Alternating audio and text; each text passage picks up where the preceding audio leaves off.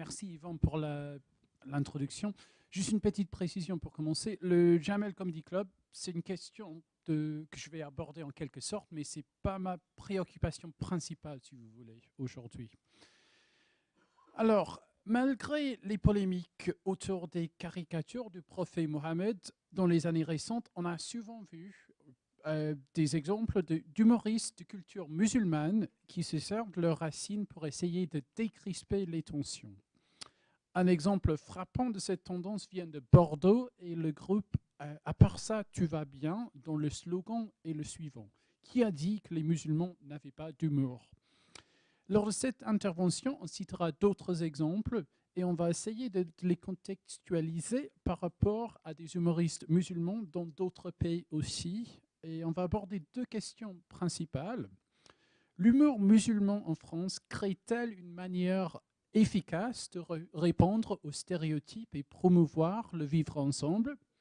Et puis ensuite, deuxième question, jusqu'à quel point peut-on parler d'humour communautaire quand on examine des exemples d'humour musulman en France? Alors, pour commencer, pour Jean-Jacques Schmitt, l'auteur du livre de l'humour arabe, on ignore trop souvent la présence de l'humour au sein de la culture arabe. Selon Schmitt, et je cite, « L'humour a habité la société arabe depuis ses origines ».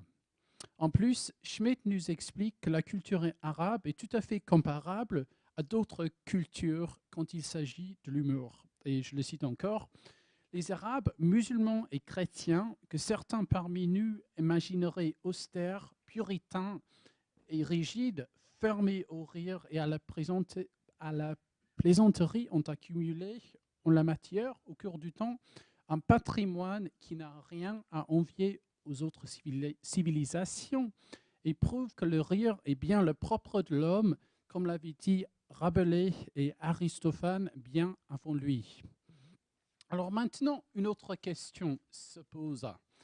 La question est la suivante. D'où vient alors cette notion que l'humour ne serait pas compatible avec l'islam? En guise de réponse, on peut dire que certains musulmans très connus ont avancé l'idée que on ne peut pas être musulman et humoriste, ou on ne peut pas se moquer de l'islam. Par exemple, l'ayatollah Khomeini a dit que, et je cite, qu'il n'y a pas d'humour dans l'islam et que l'on ne peut trouver ni amusement ni joie dans ce qui est sérieux. Cependant, il faut mettre ces idées dans un contexte un peu plus approfondi. Comme nous l'explique Jean-Jacques Schmitt, le prophète Mohammed a dit, et je cite, « Allégez les cœurs un instant, car quand les cœurs sont là, ils s'aveuglent. » Et en plus, Schmitt nous rappelle que le prophète a, et je cite, « lui-même plaisanté et laissé quelques bons mots à la postérité, mais toujours dans les limites les plus strictes de la moralité et de la décence. » Donc, ce qui pose problème est souvent plutôt l'interprétation de ce que demande la foi musulmane, plutôt que ce que la foi ordonne. Aujourd'hui, on s'intéressera aux humoristes de culture musulmane pour plusieurs raisons. On parlera notamment de l'utilité ou non de l'humour en tant que réponse à des stéréotypes, et ensuite la signification de l'humour en matière de rapports de pouvoir qui existent au sein d'eux et entre des groupes minoritaires en France. Dans le cadre de cette analyse, on va explorer ce que l'humour peut nous dire par rapport au statut de certaines minorités ethniques en France. Sur le plan international, on peut dire que l'on voit aujourd'hui de plus en plus d'humoristes musulmans ou de culture musulmane. Il y a notamment le fameux trio américain Allah Made Me Funny, Allah m'a rendu drôle, et aussi des artistes britanniques tels que Shazia Mirza et Imran Youssouf. Pour Azhar Usman, l'un des fondateurs du trio américain Allah Made Me Funny, les musulmans s'emparent de l'humour de la même manière que pas mal d'autres groupes, et je le cite. Le stand-up est un art protestataire et ceux qui sont privés de droits, ceux qui sont en bas de l'échelle... je recommence la citation. Le stand-up est un art protestataire et ceux qui s'en servent sont les personnes données perdantes. Il s'agit de ceux qui sont privés de droits, ceux qui sont en bas de l'échelle des rapports de pouvoir. Quand il y a des inégalités dans le monde, c'est souvent ceux qui ne s'en sortent pas bien qui vont utiliser la satire ou l'humour.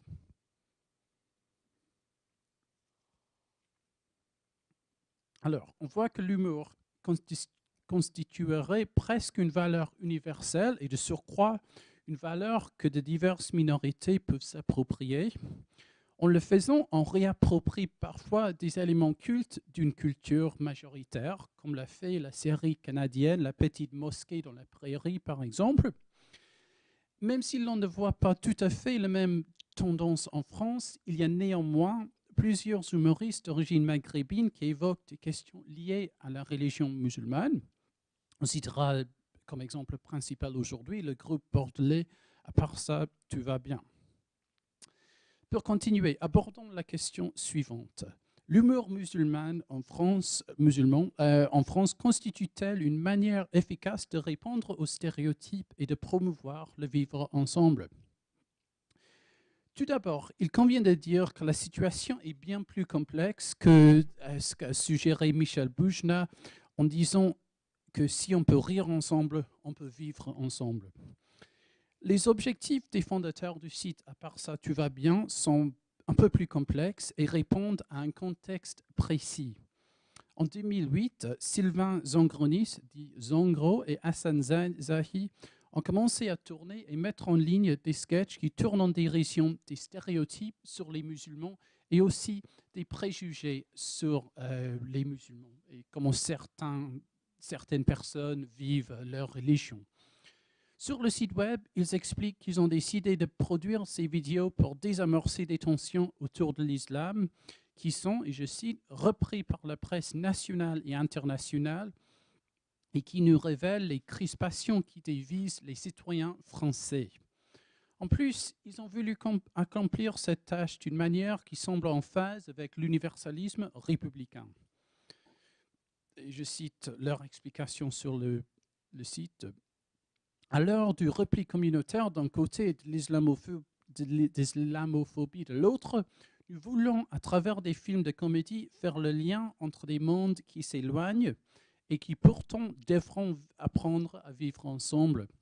Rétablir le dialogue, détendre les esprits pour faire du choc des civilisations, entre guillemets, une farce plutôt qu'un drame. Telle est l'ambition de tous les comédiens et artistes qui participent à ce site. Des comédiens de toute confession que le rire rassemble. Rire de nos peurs, rire de nos différences et de nos faiblesses, rire de nous-mêmes et rire des autres.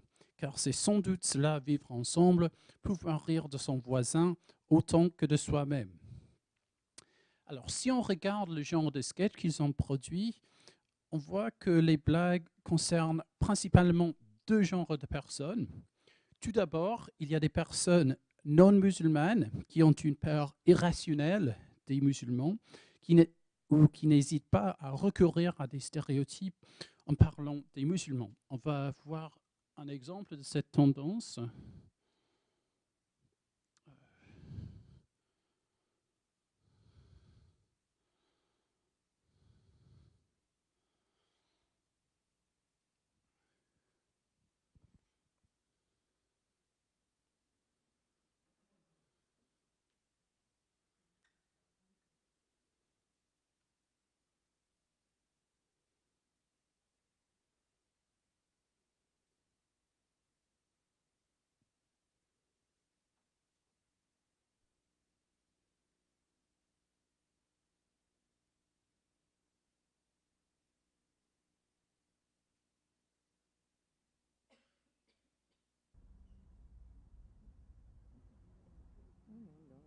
Oh, ma pauvre petite.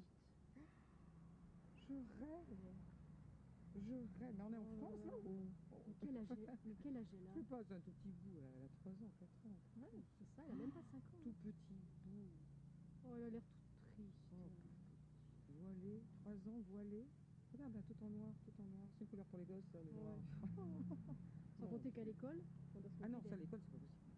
Merci. Non, non, non. Pas chez nous. Pas chez nous. Ah oui, c'est vrai. Encore dans un pays libre. Donc, chez nous, on ne vient pas avec un signe distinctif de religion. déjà ça doit nous faire une soupape de sécurité pour respirer comme ça. Oui, mais en attendant, le soir, il faut bien qu'elle Ah oui, se c'est reparti. recamoufle. C'est reparti. Oh là ouais, là ouais, là ouais. là. Tu te rends compte? Elle peut pas Mhm. jouer. Hein. Ah ben non, oui, je pense. Je comprends pas cette religion. Je Mhm. comprends pas. Je comprends pas comment, au nom de la religion, on peut faire ça à une enfant. Au nom de la religion, on lobotomise une petite, voilà, on lobotomise une fille. Exactement. Oui, sexe féminin toujours, hein. Les mecs on les laisse faire. Hein. Et les filles, allez, t'es programmé pour te taire et pas réfléchir. Tu sais quoi? Ouais. On va faire quelque chose. Faire quelque chose, faire quoi? Faire quoi? Tu vas changer la religion? Non, mais il faut aller voir une assistante sociale, quelqu'un. Non mais l'assistante sociale elle peut rien faire. Elle peut rien faire l'assistante sociale. Ils n'ont pas le pouvoir de changer ça. Il élève sa fille comme il veut. Alors j'ai pas le droit de s'en mêler. Enfin, moi j'accepterai pas qu'on vienne me dire comment j'élève mon fils. Hein. Bon, c'est révoltant.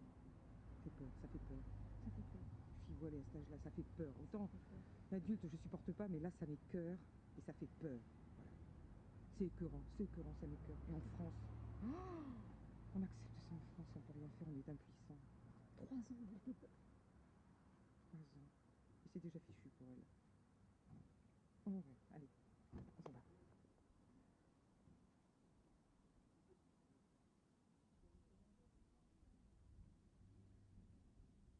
Et le loup tomba par terre, s'effondra en pleurant. Ça t'a plu l'histoire? Hein? Allez, Habiba, on va être en retard pour l'anniversaire. Oui, l'anniversaire. Allez, fais vite, vite, vite, vite, allez, on met le masque. Voilà, allez, on y va.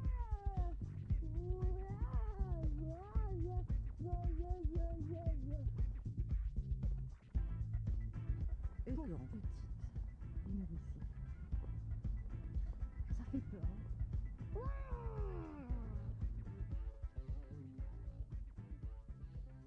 En même temps, dans d'autres sketchs, on se moque d'autres personnes et d'autres attitudes. On se moque aussi des personnes qui se présentent comme de bons musulmans, comme un moyen d'arriver à des fins quelque peu égoïstes, on peut le dire, qui n'ont rien à voir avec la religion. Dans un autre sketch que je n'aurai pas le temps de montrer, qui s'appelle Une perle rare, on voit une fille qui décide de porter un voile pour plaire à un garçon qui est, paraît-il, musulman. Une fois le rendez-vous terminé, on voit le soi-disant jeune musulman modéré remplacer son couvre-chef Kufi avec une casquette et téléphoner à un ami pour expliquer que ça a marché et qu'il aura un nouveau rendez-vous avec la fille la semaine suivante. En quelque sorte, ce sketch nous montre une version musulmane du vieux proverbe que l'habit ne fait pas le moine. On évoque cette idée aussi dans une série de sketchs tournés au Maroc où on voit des jeunes musulmans français envoyés au Maghreb par leur famille pour qu'ils apprennent en quoi consiste le vrai islam. Les Français se retrouvent face à un soi-disant professeur local qui est en réalité un escroc qui ne connaît pas la religion d'islam du tout et qui utilise des méthodes plus que rudimentaires pour essayer d'éduquer ces 3 jeunes Français. Même si ces sketchs du groupe À part ça, tu vas bien parlent de la religion musulmane dans un contexte qui provoque de l'humour, il faut néanmoins souligner certaines différences entre ces vidéos françaises et la série canadienne Petite mosquée dans la prairie. À la différence de leurs homologues canadiens, les sketchs de Zangro et de Hassan Zahi ne montrent jamais, presque, une mosquée ou le Coran. Ceci démontre jusqu'à quel point le duo français met l'accent sur les représentations de la religion d'islam et ses pratiques plutôt que la religion elle-même et les principes du Coran. On peut aussi se demander si cette différence est révélatrice d'autres éléments importants. On peut même évoquer une certaine réticence française. Pour Éric Massé, les moyens de diffusion de la petite mosquée dans la prairie et les sketchs d'À part ça, tu vas bien sont significatifs. Le premier ayant été montré sur une chaîne télévision nationale au Canada, ça c'est très important, et le deuxième ne bénéficiant que d'une diffusion en ligne en France via des sites web tels que Dailymotion et le site web du groupe À part ça, tu vas bien. Alors, pour Massé, voilà ce que cette comparaison signifie. Et je le cite.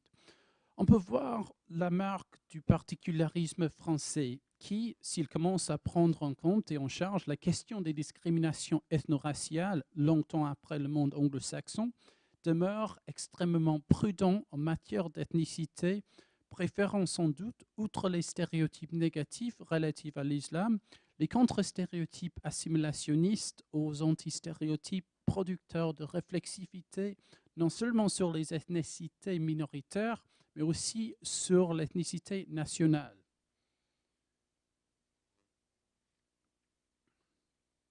Quand on compare le trio américain Allah Made Me Funny et le groupe bordelais À part ça, tu vas bien, on voit certaines différences qui semblent confirmer les arguments d'Éric Massé.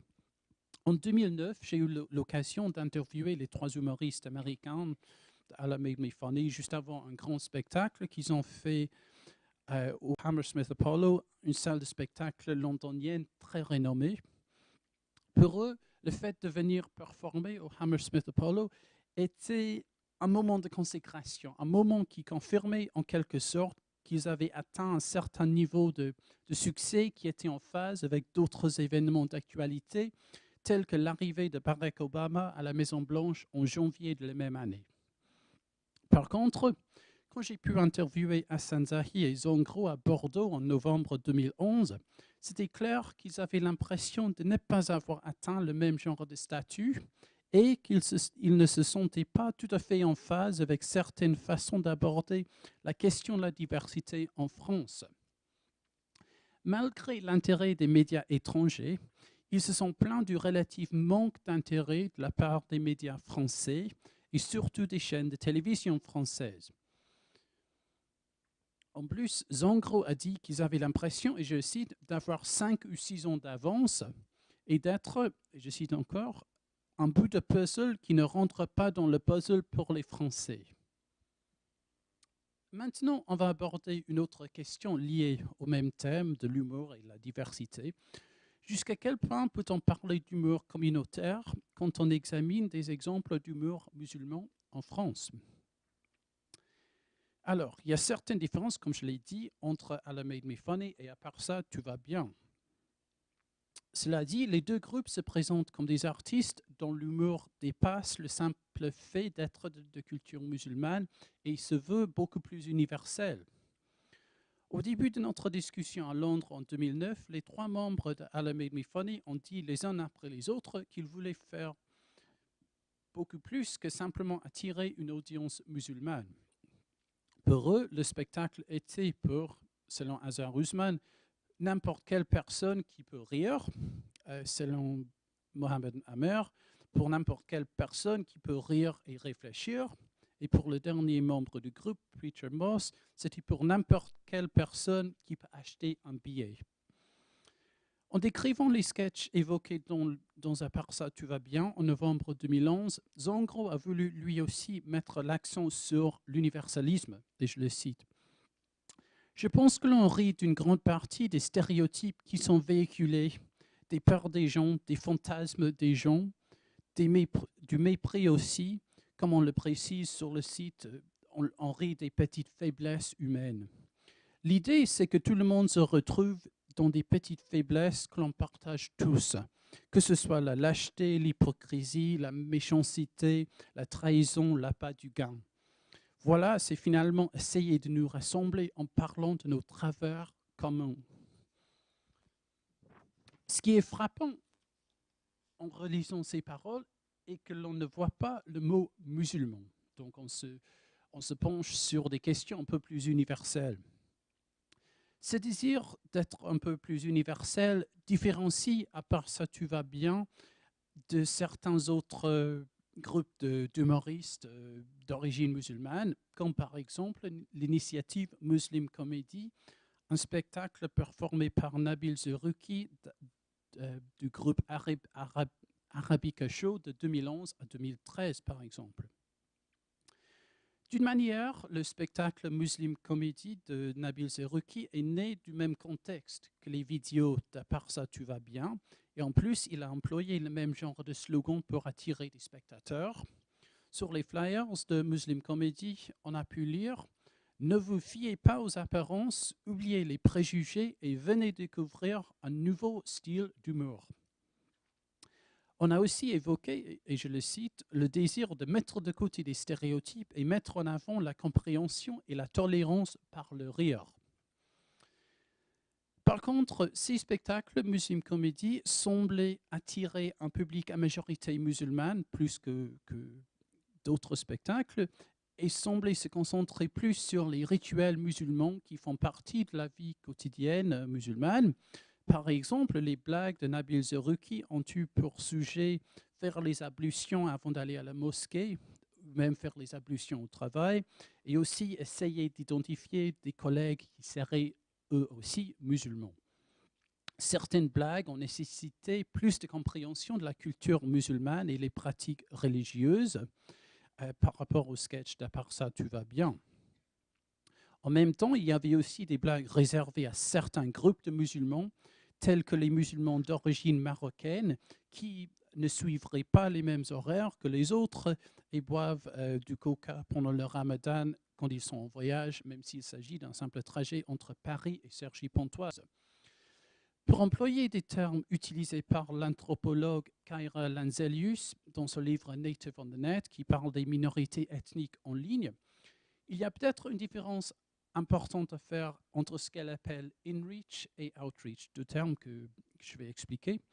Pour Lanzelius, inreach est quasiment synonyme d'introspection et désigne des tentatives de se présenter à sa propre communauté, tandis que outreach, par contre, ça s'applique à communiquer avec des gens d'autres communautés, et notamment ceux qui font partie de la communauté majoritaire. Ces deux termes nous aident à différencier Allah Made Me Funny, à part ça tu vas bien, et Muslim Comedy. Quand on compare l'intérêt suscité dans les médias et aussi les sujets des sketchs, on peut dire que la notion de outreach s'applique beaucoup plus à Allah Made Me Funny et à part ça tu vas bien que Muslim Comedy. Surtout étant donné que ce dernier semble avoir attiré moins de spectateurs non musulmans que les autres. On peut dire aussi qu'il existe certains paradoxes quand on prend en compte le fait que Nabil Zerouki a commencé certains de ses spectacles Muslim Comedy en évoquant son intention de montrer que des musulmans avaient de l'humour. Présenter un tel argument à une audience à majorité musulmane n'a pas beaucoup de sens. Il s'agit d'une stratégie qui consiste à prêcher les convertis, je crois. Alors, en guise de conclusion, je vais essayer de répondre à la question où en est l'humour musulman en France. Vers la fin de ma discussion avec Hassan Zahi et Zongro en novembre 2011, ils évoquaient déjà leur intention de passer à autre chose en se concentrant sur un contexte plus large, mais toujours dans le cadre de parler de la diversité en France. Cette approche semble être en phase avec ce que dit Fabrice Eboué en parlant de l'humour communautaire. Selon cet ancien pensionnaire du Jamel Comedy Club, on peut se permettre d'être communautaire au début de sa carrière d'humoriste, mais seulement si l'on décide de s'ouvrir par la suite. On peut dire aussi que les attitudes à la diversité et surtout les musulmans évoluent. Certains humoristes, je recommence. On peut dire aussi que si les attitudes à la diversité et surtout les musulmans évoluent, certains humoristes musulmans auront peut-être besoin de changer de stratégie. Si l'on n'aura plus besoin de préciser que les musulmans ont un sens d'humour, les humoristes musulmans qui évoquent leur religion auront besoin de se présenter autrement, en quelque sorte. Ils ne pourront plus se présenter comme des artistes qui répondent au même souci de corriger un stéréotype négatif sur le supposé manque d'humour des musulmans. Ils seront moins alternatifs et donc les médias s'intéressent-ils à quelque chose qui est moins nouveau, moins innovateur, si on veut. Pour certains, tels que Jamel Debbouze, une situation où tout le monde peut se moquer de tout le monde est la meilleure réponse au communautarisme. Donc, il prévoit une sorte de dialogue intercommunautaire plutôt qu'intra-communautaire. On peut dire que la présence d'humoristes musulmans sur scène ou en ligne aide les musulmans à devenir de plus visibles devenir plus visible en tant que raconteur de blagues plutôt qu'en tant que sujet de blagues. Ceci représente une étape importante quand on examine comment des groupes minoritaires se servent de l'humour en fonction de leur statut. Le psychologue américain Léon Rappaport a avancé dans ce livre sur l'humour ethnique et racial qu'il existe 4 étapes de l'humour juif identifiées par Lawrence Mintz qui s'appliquent aussi à d'autres minorités. Il s'agit tout d'abord d'être le sujet des blagues. Ensuite, on internalise ces blagues pour créer un humour autocritique avant de passer à la 3e étape.